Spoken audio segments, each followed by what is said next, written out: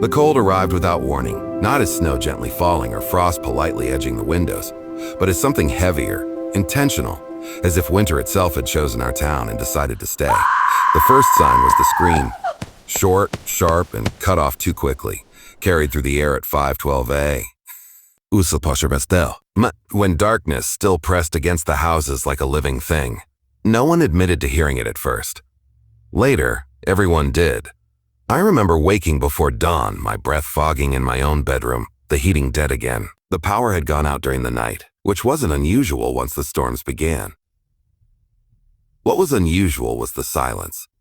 No cars, no distant dogs, no wind, just a thick, padded stillness, the sort you feel more than. When I opened the curtain, the world outside had turned white, but not with fresh snow. This was old, compacted, filthy ice, layered and hardened, burying roads, swallowing fences, sealing doors. It looked less like a weather event and more like a decision. By mid-morning, the town knew we were cut off.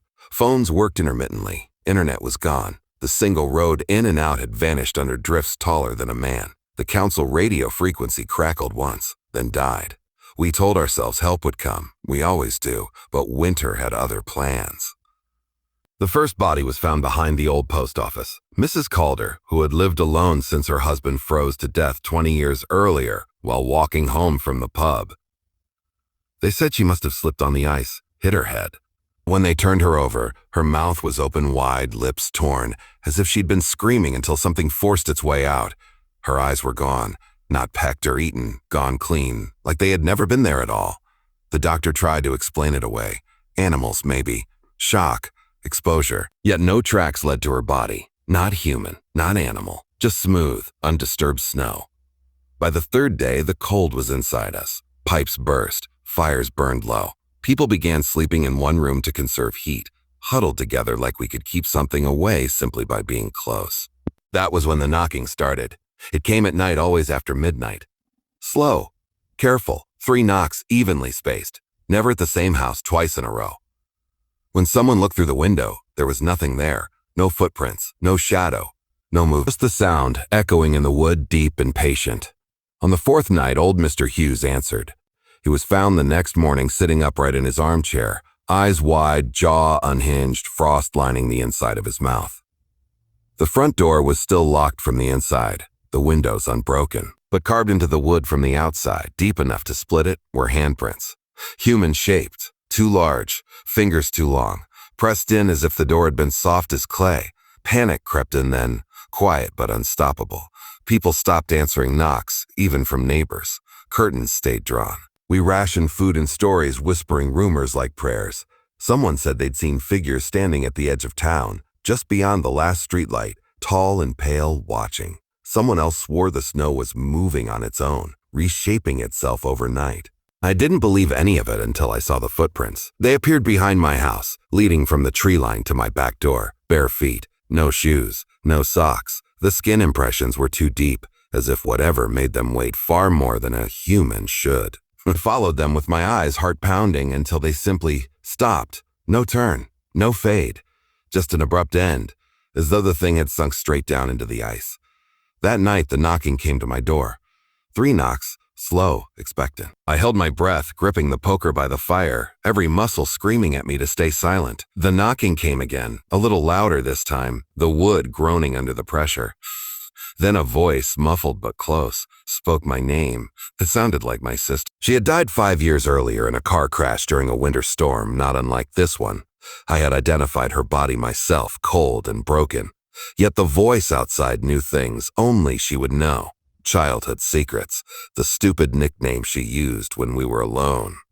It begged me to open the door, said she was freezing, said she'd been lost in the snow and finally found her way home. I don't know how long I stood there, shaking, tears freezing on my cheeks. What stopped me wasn't fear. It was the smell. Rotting meat and cold iron seeping through the cracks around the door. When I didn't answer, the voice changed. It deepened, stretched, the words bending around unfamiliar sounds. The knocking turned into scratching, long nails dragging down the wood in slow, deliberate strokes as if it knew time was on its side. In the morning, my door was still there, untouched. No marks, no footprint. But etched into the frost on the inside of my window were words, written from the outside somehow backwards and jagged. We wait until you are empty. By the end of the first week, people were disappearing, not found dead.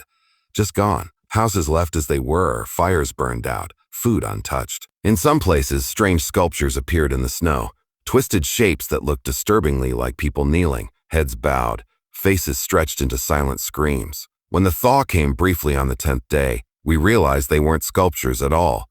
They were frozen solid. We stopped counting the days after that.